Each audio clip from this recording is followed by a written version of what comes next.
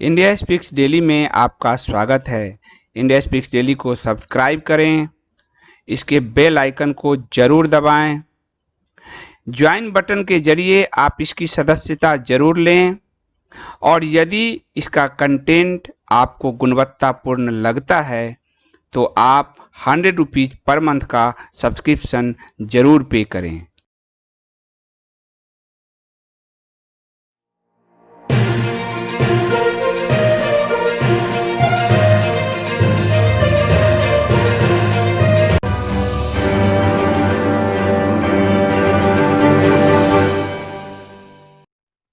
नमस्कार। India speaks daily में आप सबका स्वागत है। मैं हूं संदीप देव। बीएसएनएल एमटीएनएल के जो कर्मचारी रो रहे थे और कि बीएसएनएल एमटीएनएल को बंद कर रही है सरकार ने उनके लिए राहत और खुशखबरी दी है। अब सभी सरकारी जो विभाग हैं उसमें बीएसएनएल और एमटीएनएल को लेकर उन्हीं के फोन लगेंगे, उन्हीं के फोन चालू होंगे। सभी मंत्रालयों, सरकारी विभागों, पब्लिक सेक्टर यूनिट यानी पीएसयूज सभी में बीएसएनएल और एमटीएनएल की टेलीफोन सेवाओं का इस्तेमाल करना अनिवार्य होगा, मस्ट होगा, ताकि सरकारी कंपनी जीवित हो सके। मुझे याद है उस समय नरेंद्र मोदी को गाली देते थे बीएसएनएल और एमटीएनएल के कई कर्मचारी। मुझे भी कहा था आप मुद्दे नहीं उठाते। मैंने कहा मैं आपके पक्ष में नहीं हूं, साफ मैं अभी भी बताता हूं।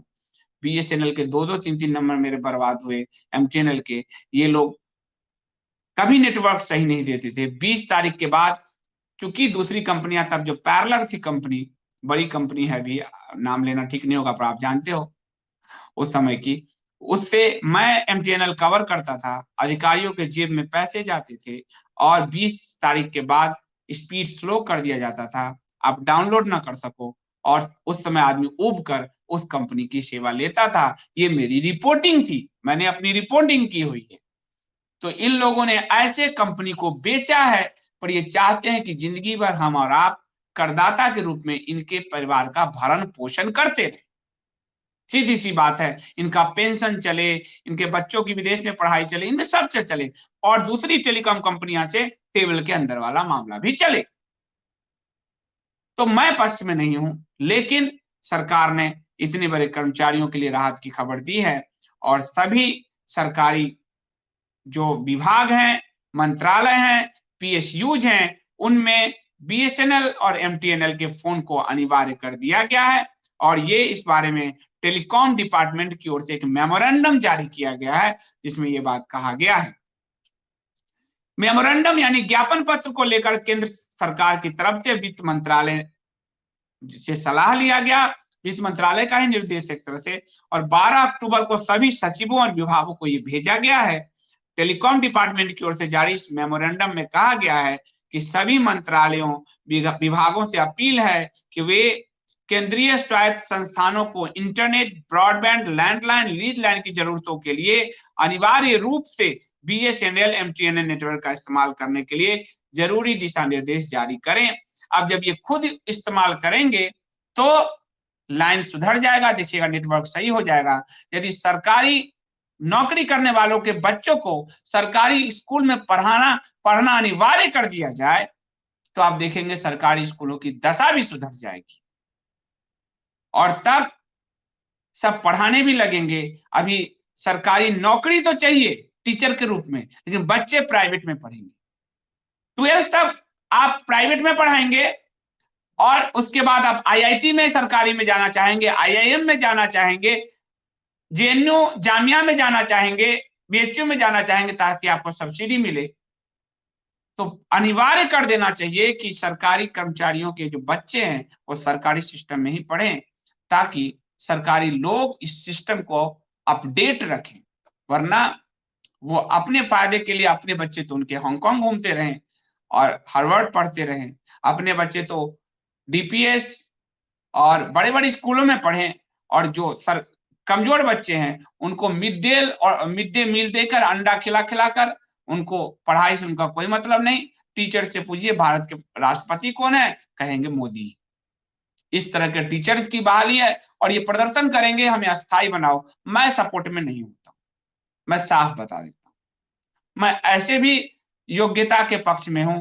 मैं इस तरह का नहीं हूं कि आपको खपाने के लिए, आपको नौकरी के लिए, आप बेरोजगार इसलिए नौकरी देते सरकार में, मैं इसके पक्ष में नहीं हूं। ना मैं सिस्टम में कभी घुसा हूं कि मैं नौकरी जाऊं और सिस्टम से फायदा लूं, मेरा वो नेचर नहीं है। सीधी सी बात है, आप योग्य हैं तो आप काम करेंगे, आप योग्य नहीं आप बाहर जाएंगे। मैं जहां जहां नौकरी किया, दैनिक जागरण, नई दुनिया, जब छटनी होती थी मंदी में, सारे लोग पैर भी लगाते थे, मैं आज तक किसी के पास नहीं।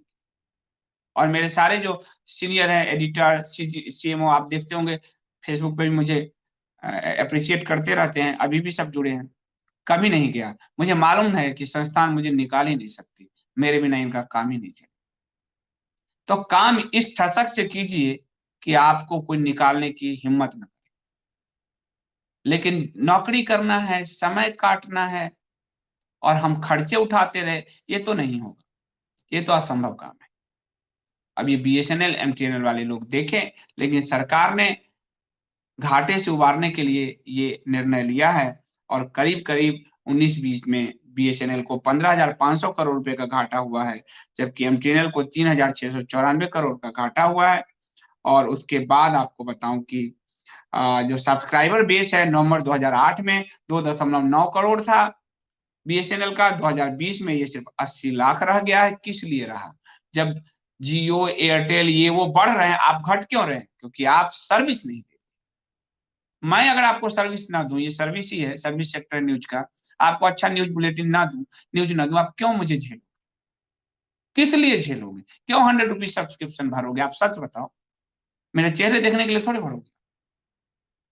तो यही सच है कि इन्होंने पूरी तरह से बर्बाद किया है, लेकिन सरकार उबारने की कोशिश कर रही है। रवीश कुमार बकैती करता था, बीएसएनएल एमटीएनएल बंद हो जाएगा, उस बकैत को कहिए सरकार ने उबारने की कोशिश शुरू कर दी है। रवीश कुमार पिछली बार बकैती कर रहा था, BS4 Bharat Ford auto sector में बेचने की वकालत कर रहा था, मंदी है मंदी है। इस बार देखिए 33% का उछाल है।